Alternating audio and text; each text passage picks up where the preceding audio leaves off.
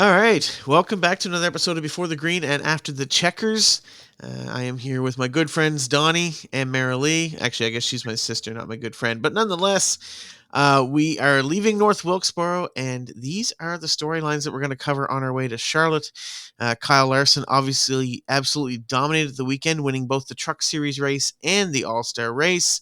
Michael McDowell and Gibbs had an on-track interaction that almost cost Gibbs a chance at the All-Star race, and Bubba Wallace has multiple major events transpire that has led to controversy in multiple ways. Let's get to it.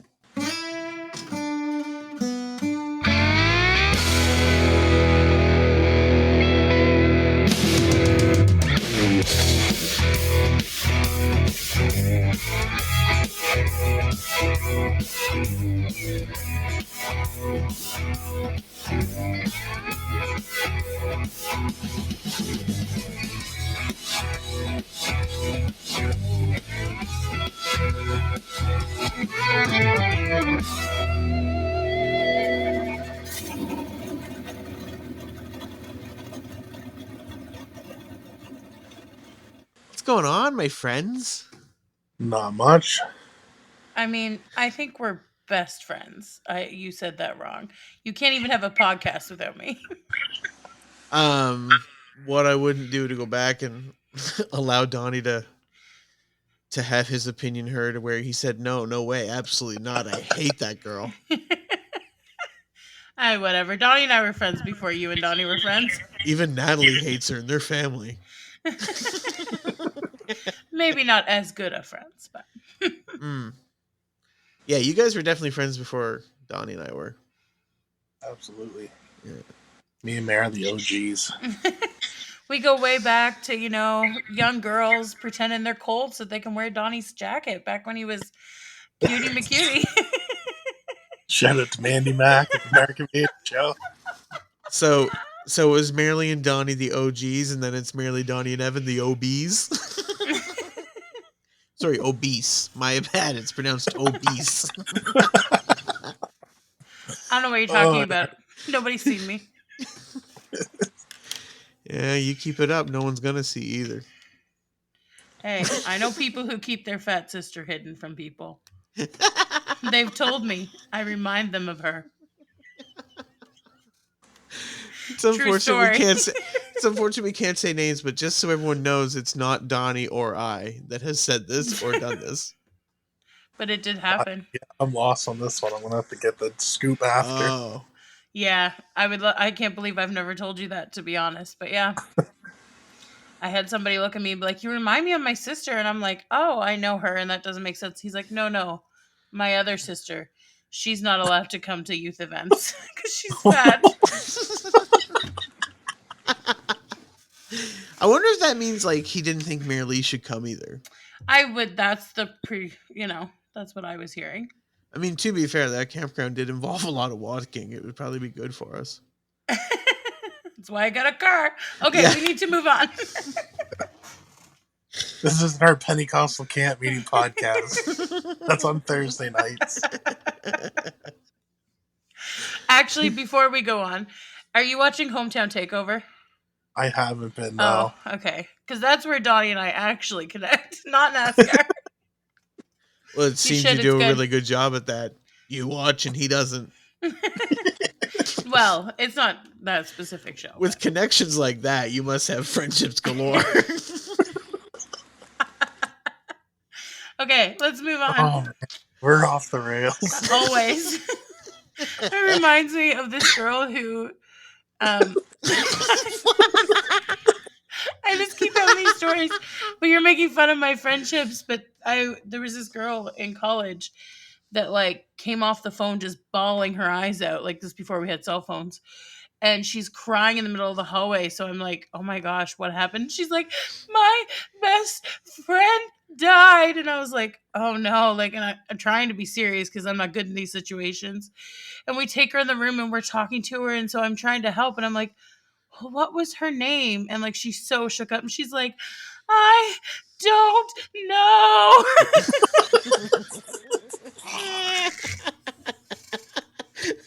I think she was using the best friend term lightly.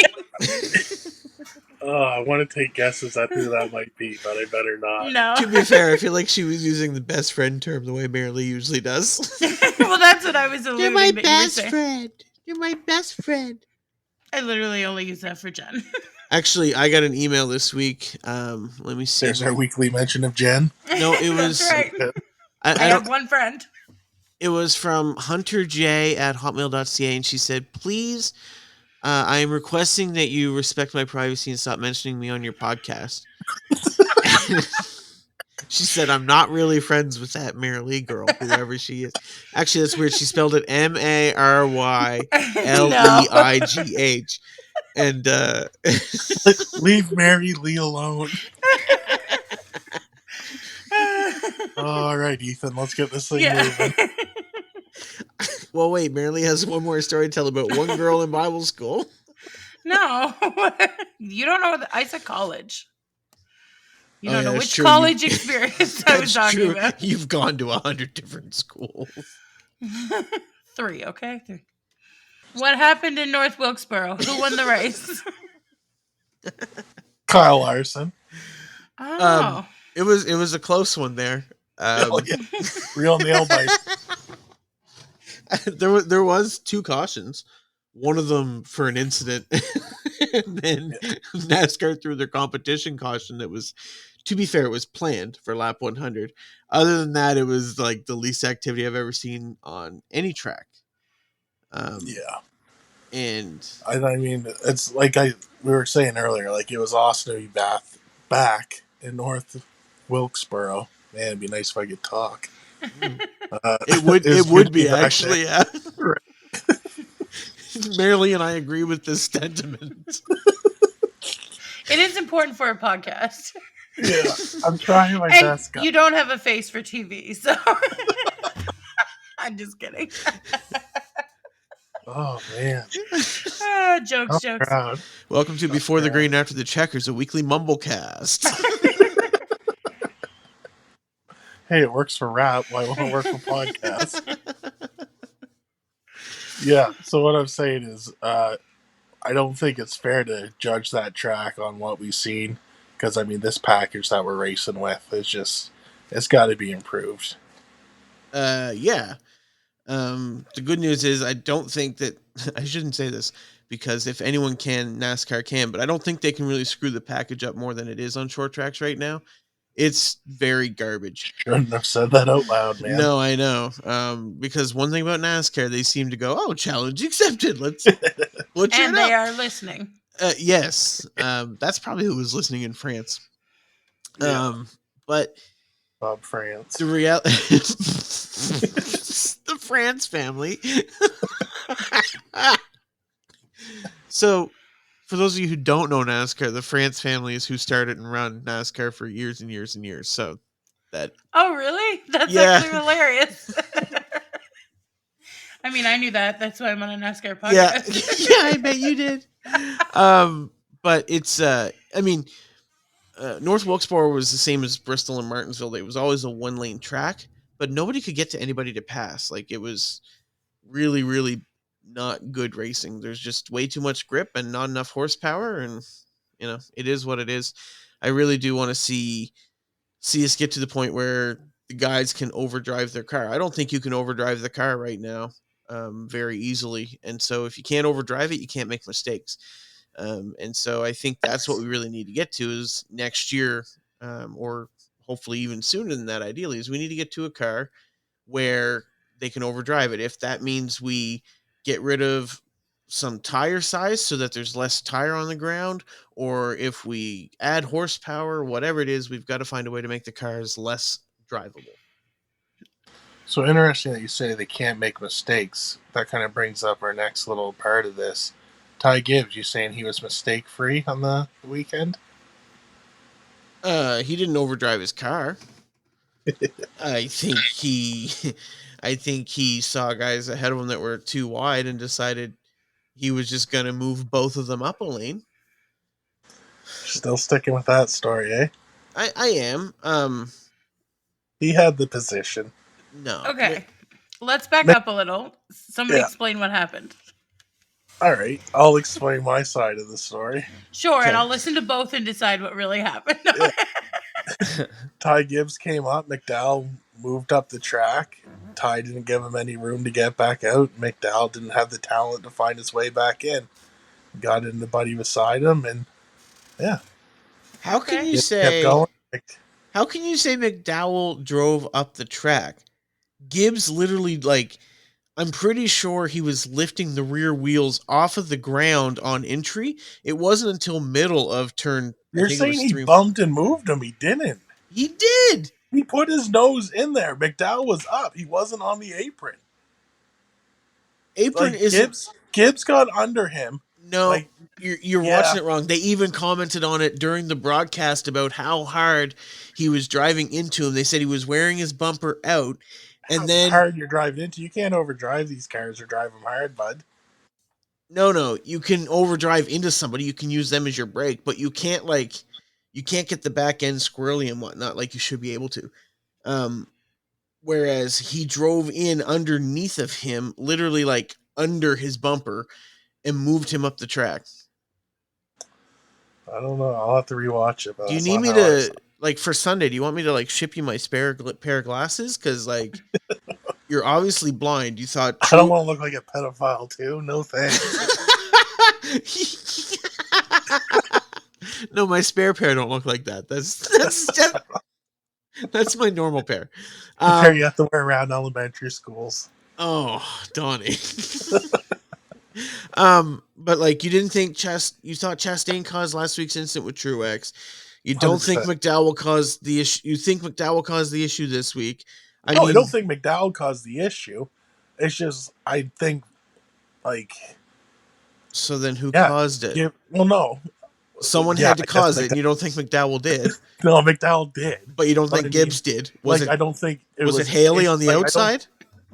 I don't think it's a McDowell Gibbs issue. Like McDowell tried to get back down and Gibbs was there. That's all I'm saying. Is Gibbs number 54? Yeah. Yeah. Okay, I'm watching it now. That's all. I'm trying to figure out what I think. Oh, See well, what this Gibbs will be an interesting take. Right. Because to me, he clearly drives into the back bumper of him multiple times on entry, to the point where McDowell cannot slow down enough to keep his car low, because his brakes are also basically the brakes for the 54 car. Right. So McDowell couldn't keep his car low. Yeah, because there was a car literally inside of him.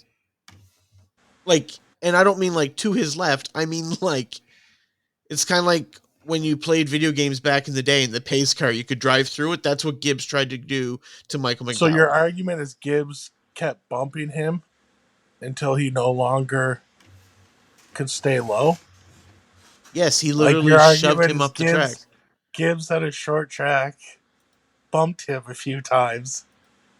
Yeah, I'm not saying it was wrong of him to do it, but I'm saying he caused it. I'm not like I have no issue with the bump and run, which is what that was. Like McDowell's got to realize, like, okay, I don't have the car to stay down anymore. So now that Gibbs is on my door, I can't turn in and think I'm going to be okay. No, I think you're confusing. Like, no, I think you're pretending like Michael McDowell lost the grip on his car. That's not true. It's just that there was so much momentum coming. Low anymore. No, because Gibbs forced his way in there after he shoved him up the track. I mean, I'm perfectly okay with the move. Once that space is open, you're in. Yes, but he still did the work to create it by bumping into him. I'm not saying there was anything wrong with it. I mean, don't get me wrong. I don't like Ty Gibbs. And I was obviously bummed that the guy I picked for my all-star pick, or my open pick, was in very bad shape following that. And I'm not saying there's anything wrong with what Ty Gibbs did, but he was definitely 100% the leading cause as to what happened in that situation. I don't think so. I feel like he already had his nose up a little bit before McDowell tried to come down. And that's what I'm saying, is that Gibbs, has been roughing him up, and so McDowell is up high. And, that's because of how Gibbs was racing him. But once Gibbs' nose is in there, McDowell can't come back down. Right. But he keeps kind of trying to squish him. But he did, and that's on McDowell. No, he didn't. He shouldn't have came back. No. Haley was on the outside. And Haley didn't, like, there wasn't enough room for McDowell to keep going up. He couldn't go up or come low. Well, There then was not blame enough room. Haley. I don't. Why? Because everyone's running. Everyone wants the inside, so why is Haley up high? I'm not going saying through it's. wide? I never said it was anyone's fault. I simply said Gibbs. Sorry, I'm not saying there was. Nobody's fault. It's just Gibbs did it. No, Wait, sorry. I might be watching the wrong thing. This says Michael McDowell dishes some payback to Ty Gibbs. Was there multiple incidents? Because there's nobody on the outside. We're talking about the first. Yeah, one. the payback happens Oh. later. But there They should couldn't be a get that video. right. Yeah, there should be a prerequisite there that of like what happened first. But I shouldn't say that. I'm not saying it wasn't Ty Gibbs' fault because it was his fault. I'm simply saying that there was nothing wrong with it. But I do think if you have to, like, if you're looking to place blame, I think the blame has to go on Ty Gibbs. If Ty Gibbs doesn't run into him and shove him up the track, the incident doesn't happen. Well, I take back everything I said because I was watching the wrong thing. Marilee's sitting there. Who's this Michael Schumacher guy? No, but I just didn't realize it was the payback one. And why is he skiing? Oh gosh. All right. With that, we'll move on to the next part. Okay, I didn't get to see it. I'm sorry. No, I tried. you can watch it and we'll come back when you figure it out. No, it's fine. It's important. I will say that the views of the first incident are not near as good as and obvious as the views of the second incident. Okay. Like whatever cameras they're using. I will say you did bring up an important thing though about the payback. Because the payback is an important element of all that. When the incident happened, McDowell's car got damaged, and obviously he blamed Ty Gibbs, which obviously anyone on the receiving end of that is going to, regardless of whether it's their fault or not. Same as Truex is probably delusional enough to blame Chastain for last week's incident, right? And so when they came around to lap McDowell, he took it upon himself to make aggressive moves toward Ty Gibbs and actually cost Ty Gibbs the lead in that moment. I've finally seen like an aerial shot so I can actually see what's going on. I'm sorry, Don, but he does kind of hit him a few times in the back. Yeah. But I'm not saying track racing. It is, and I've never said there was anything wrong with it. I'm just saying that he caused it. Like it's 100% a legit move. Yeah. I don't necessarily know that it was wise, but it was. It's who got into the big show and who went home with a broken car. 100%. And who was the first person to make it so we saw Michael McDowell mad? Right. Actually, I think that's really the big story that neither one of us has covered. Yeah, but actually, wasn't it him who swung at Daniel Suarez one time? Didn't him and Daniel Suarez get in a shoving match on pit road like after a practice or qualifying session once? Like 4 or 5 years ago? I don't know about that. He also had like the biggest roll of all time at Texas that time in that qualifying wreck in the 00. That was wild too. But March 9th, 2019. Daniel Suarez and Michael McDowell fight during Monster Energy Cup qualifying. This is great, Donnie. We have a live researcher on staff. Now we give her a podcast outline before we go live, and she doesn't research anything. But while that's we're sitting not on there, though. But while we're sitting here talking, we've got our own Mike Joy historian over here. I remember my first race. It was 1965. It was the Daytona 499 back then. It's funny. I like Mike Joy a lot, but man, Fox has been rough. Oh, yeah. That's the story for another day. But that's the scoop on the McDowell and Gibbs situation. Yeah. McDowell. Cool. I don't know if I feel better or worse now that Marilee's agreed with me. Yeah. Like, I don't know if that gives me as much credit. Probably not. No, Her face now is just pure disgust. No, I smiled. And I hope this week you get brake checked in traffic and then realize, oh no, it's my fault. Yeah, how dare from behind? How dare McDowell try to make the turn by using his brake? I mean, I'm not talking McDowell. I'm going back now to the Truex comment. Oh well, he didn't get brake checked. He always had to slow down for that turn. Yeah. If there's a car on the outside You can't just run into it and be like, yeah, he must have That hit his was brakes last up there. We got to keep her moving forward.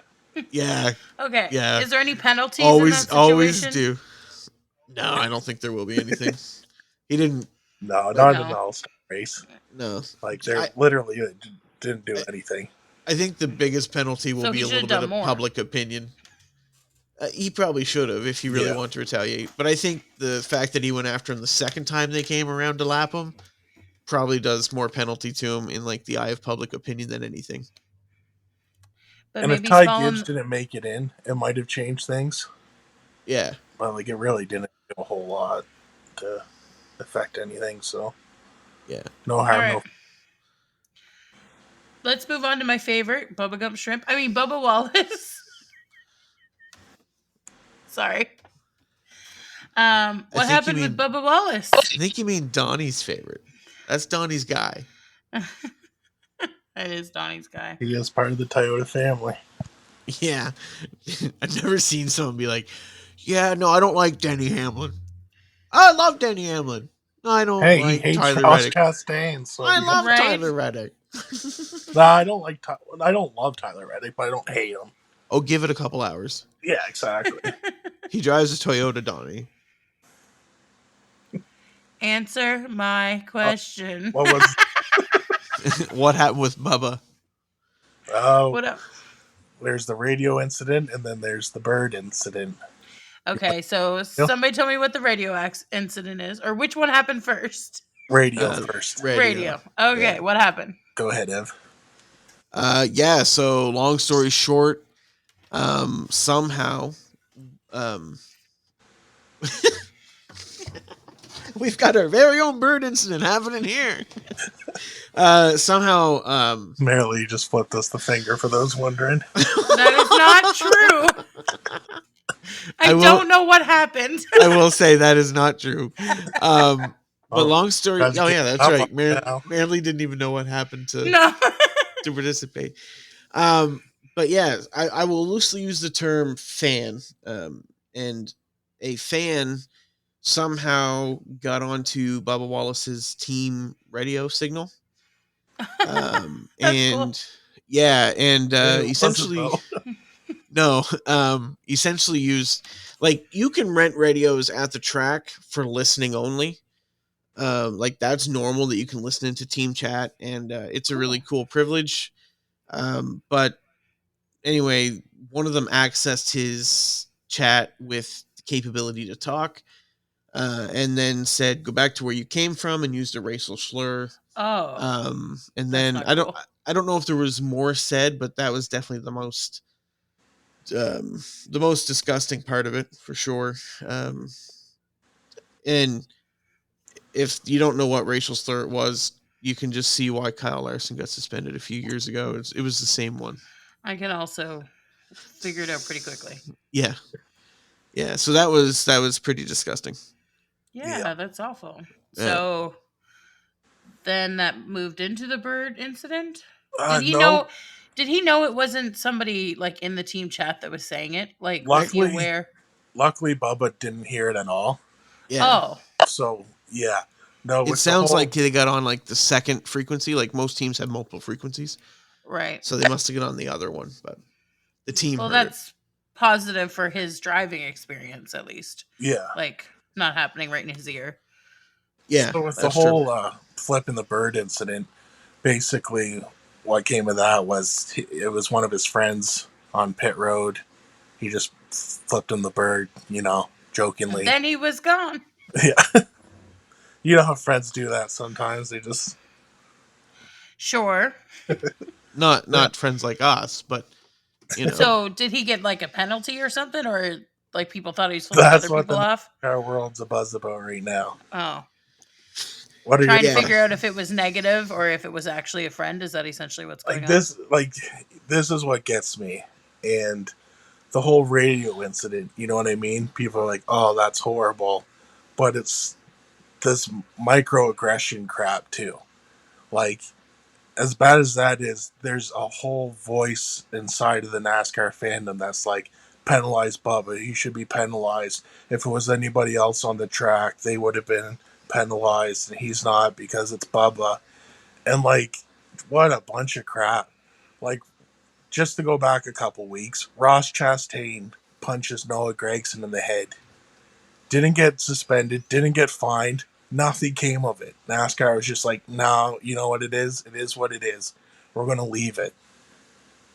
Mhm. Like, come on. Like, if you're Right. not going to punish somebody for punching someone in the face, how are you going to punish somebody for flipping the bird to a buddy? Right. Right, like Those there's are a huge right. voice in NASCAR that, yeah, it's sickening to see week in and week out. And I will jump on this bandwagon too.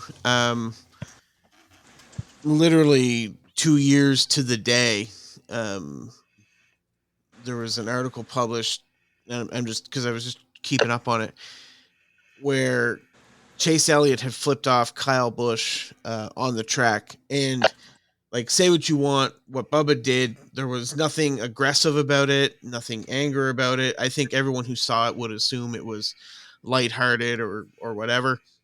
And Chase Elliott very clearly was aggressive when he flipped off Kyle because Kyle had wrecked him in that race. And NASCAR said there would be no penalty. They didn't give one to Josh Berry when he did it. They didn't do it to Dale Earnhardt when he did it. They did penalize Kyle Busch when he flipped off a NASCAR official while serving a penalty, but I feel like that That's was different. there was Like, a little honestly, extra. there's your argument. If you want to be mad about something, be mad that NASCAR's gotten it out for Kyle Busch. But like, Yeah. Well, I feel like that's different because it's not peer to peer either, right? Yeah. Like And it it's was a little bit also of authority there. it was also a much less mature Kyle Busch than we have now, right? Like, yeah, I don't think we see NASCAR and Kyle Busch having the same relationship they used to. So I don't think No. there's any precedent for how Bubba would be fined for that. Now, the FCC could fine him theoretically, but I don't believe they do for hand signals. I believe they only do for actual words. Like they fined Dale Earnhardt Jr. that time back in the day. But I don't think they will either. But that's really the only thing that there could be Yeah. that would arise. I'm just like, when you got grown men whining on the internet because another grown man flipped a finger and he's not getting in trouble. Like, come on. Yeah, but let's be honest. The people that are complaining about this complain every time Bubba Wallace is mentioned. Yeah. You know, it's amazing. Like you go online for anything NASCAR related, and it could be something completely unrelated to Bubba, and yet somehow someone will have something derogatory to say about Bubba. Like, oh, Bubba's not that good, or Bubba could never do that, or what. And it's like, I don't understand for people who don't like somebody why they dwell on them so much. Like, that's the hilarious part of it all. If you don't like somebody, then don't give them so much time of your life Yeah. and so much focus in your life, and just move on, That's right? it. But the reality is, Bubba has really not done anything out of line. I don't think. Like, what, the Confederate flag's gone? You know, Right? Like, I understand a lot of you have an identity with it, but at the same point, a professional sport probably shouldn't be aligning itself with it, right? Like, if he called for the removal of the national anthem, then sure. But, you know, we're talking about a flag of a second place team. well, not only that, like it died off in the late 1860s when the Civil War ended. Yeah. And like there was nobody fighting under that flag anymore except for organizations like the Ku Klux Klan and things like that. So I mean, that's more of a political discussion, I guess, than a NASCAR discussion. But Yeah. you know, if that's what you're getting caught up about, I mean, I think it's time to move on. Yeah. Dukes of Hazzards have been off TV for a long time. Good one. What does NASCAR have to do with moonshiners, Marilee? Nothing. It's just. No, it's Did you say just nothing? saying. Well. Did you say Everything. nothing? That's how we After started, North Marilee. Wilkesboro week? Okay, history I'm lesson gonna move time. on. No, history lesson time. So North Wilkesboro, one of the greatest drivers NASCAR has ever seen, Junior Johnson, came from Wilkes County. The way he got into racing was he went to the North Wilkesboro racetrack, saw the NASCAR race, and got hooked and started racing. And when the economy kind of took a downturn and there was nothing else going on in Wilkes County, he ended up running moonshine for his father. And one day he got caught and busted and did time in prison.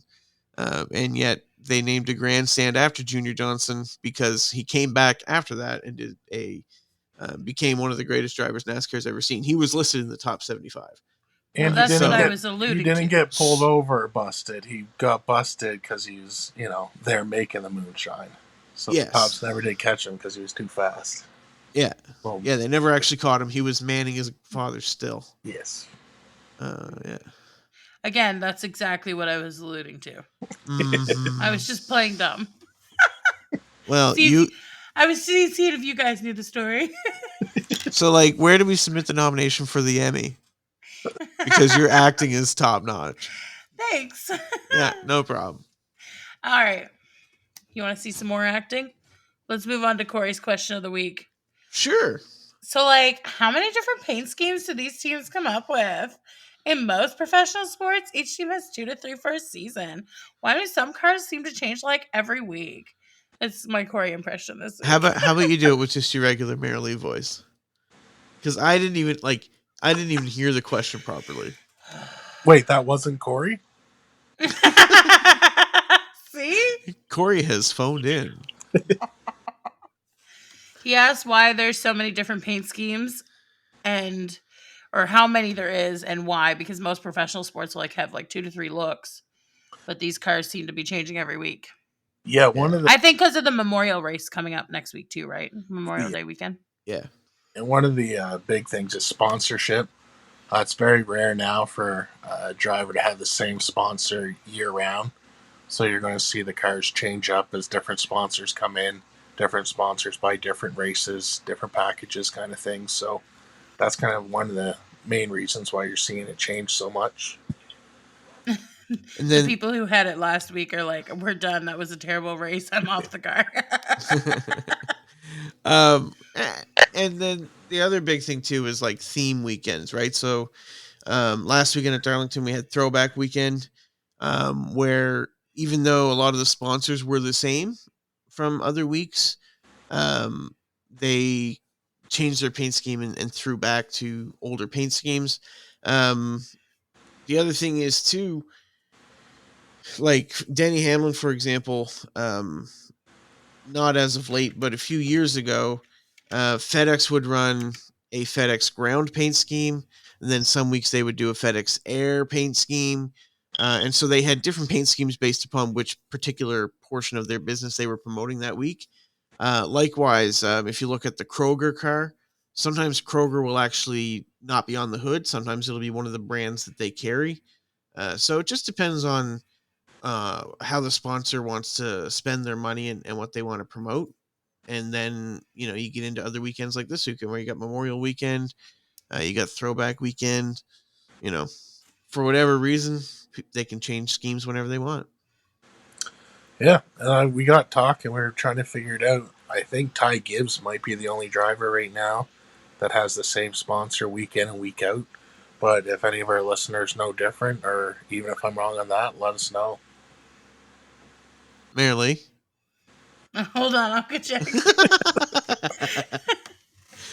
Google Supreme. I've been waiting for that because that's what Evan called me this weekend, and because I was googling facts and Dad was Ron McNally because he was bringing up the map from the the other room to prove things. The Atlas. The Atlas. Oh, were you Ron guys off McNally. to your mom's rehab again to visit her?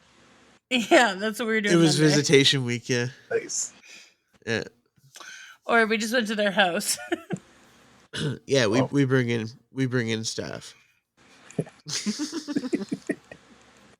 We take the wine out and bring the staff in. No, I'm just kidding. All right, losers. Let's talk about the winners this week. You want to take first pick, Don? I think there might only be one pick this week, man. Who? Wilkesboro. Yeah. The track, the fans. Without picking Kyle Larson. Yeah. But, yeah, I don't think you're wrong. Yeah. Well, that was quick. What about the losers this week? Oh, you want to say more? Go ahead. No, I was going to say I think there's way more opportunity for losers. Yeah. All right. Then let's hear it. Michael McDowell. Ty Gibbs. No, Ty Gibbs made his way into the big show. Yeah. Just the package we're running again. Not to go back and beat that horse over, but like short track racing is some of the funnest racing we have, and this package is just taking all the excitement and joy out of it. All right, let me ask this then, because I was going to ask it before, but you guys kind of moved on. With the short track package, what is something that you would change in it? Well, did I say that wrong? Package, so I'll let him. Oh, okay. I didn't. It's short track package, right? Yeah. That's right. Okay, sorry. So, what is one thing that you would change about it to make it better? Because, like, I don't hardly know, but like, what do you think it needs fixed? One thing, not 3 or 4. Okay, I'll take this one. There's a few things. Number one, I think they need to get rid of 5-gear cars at short speedways. It allows for way too much shifting, which really causes... You guys are being so distracting.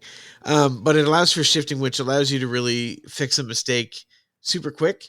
And so it doesn't allow others to capitalize on it. So that's an important thing they could change. More horsepower so that drivers could actually get enough traction to the rear wheels where they could spin the tires more. Spinning the tires is actually slower, obviously. So it puts more of that finesse element in it. And the other thing that I think would make a huge difference is finding a way to make the rear tire contact patch smaller. For the same reason. We got way too much grip in the cars.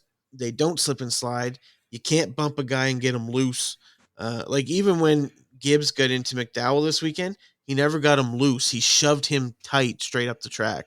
The car, like the back end never actually moved. It was just the whole car went straight.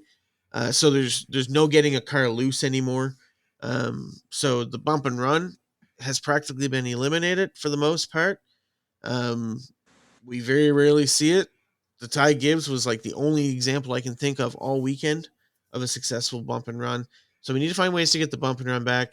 We need to find ways to make it so that the cars are able to pass. Like dirty air should not be a factor on short tracks, and it is right now. Yeah. And that's absolutely pathetic, and there's no reason for it. And the fact that we have a 1.5 mile package that is the best racing is something I have never seen in my life. As a diehard NASCAR fan for over 20 years now, I have never ever seen a year where the 1.5 mile cookie cutter tracks, as we call them, were the best racing in the series, and that's what is right now. Wow, thank you for that one thing you would change. No, thank you. I can tell you one thing I would change with the podcast if I had to do it all over again. Go ahead. I think I would. I don't know what I would do. Don, did you have anything to add to that question, or no? Was there anything else left in the package to talk about? All right. Is that all for losers, or do we have more losers for the week? Oh, we got one. Oh, sorry for the segment. My bad. I thought we were talking about like individuals. No, you're good. I won't mention you. Okay, well, we're going to move on. All right. Evan maintains a 1-point lead at 16-15 after both he and Donnie earned 1 point. Yay! Donnie did better in the open with Almirola, finishing in third to Evan's pick of McDowell, who finished 13th. Thanks to Gibbs. On the other hand, Evan barely snagged a point with Harvick in the All-Star race, who bested Donnie's pick of Keselowski by 1 spot as they finished in 18th and 19th, respectively.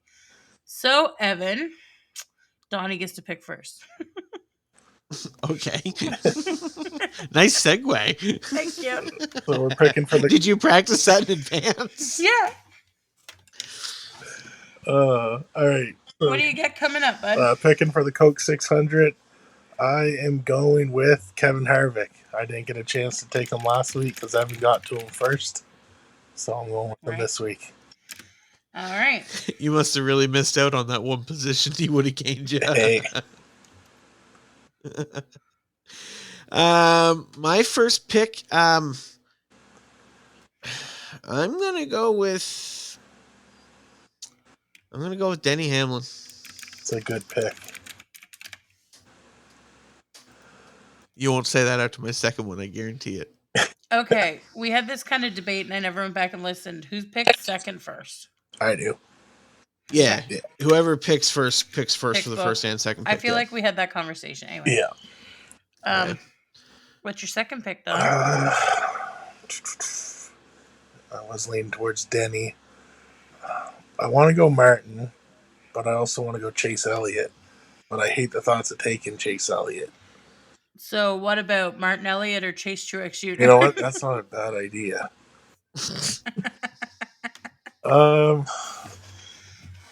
You can do that, but you take the lowest finishing of the two.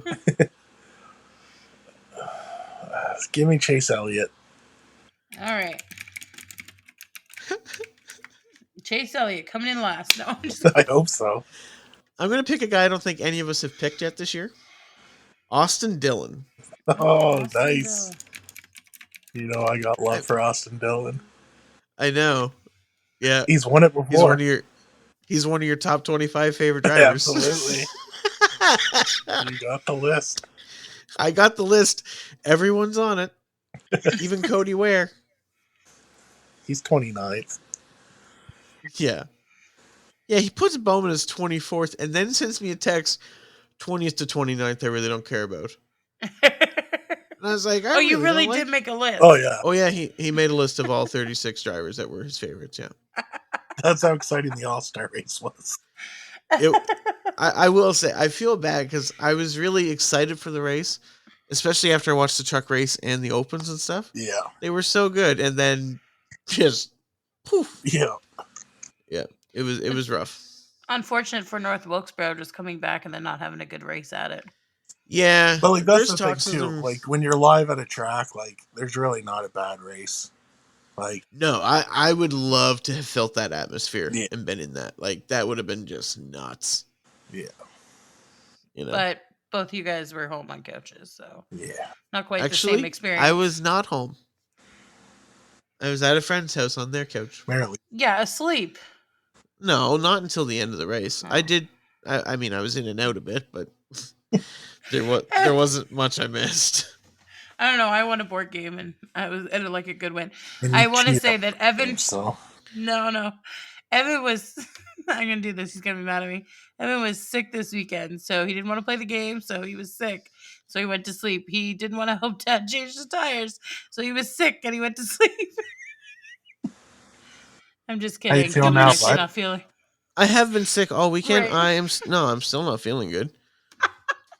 I'm just strong kidding. opinions about Michael McDowell for a guy who slept through the race. It's true.